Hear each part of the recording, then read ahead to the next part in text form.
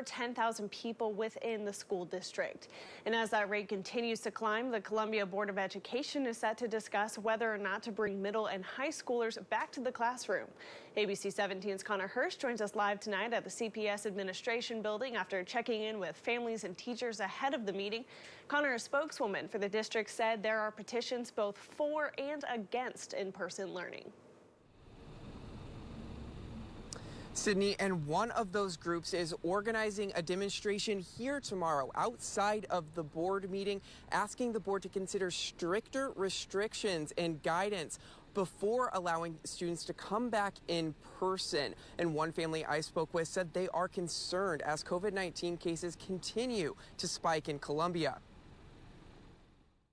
They're between a rock and a hard place, no doubt.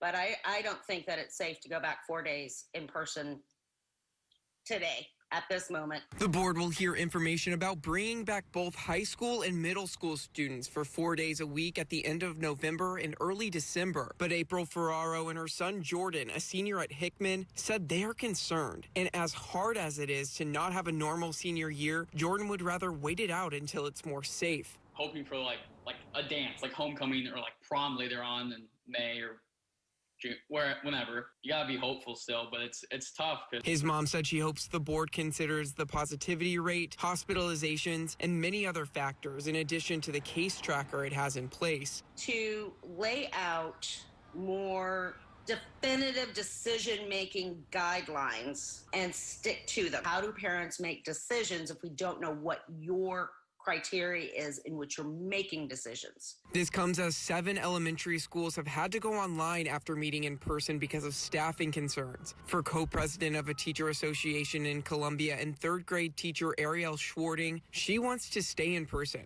but she said bringing back secondary students could put more of a strain on resources and thinks schools would have to switch back and forth. We have to think about what is truly best for the learning and for the students, and at what point does this going back and forth really hinder their learning more than staying consistent in one mode?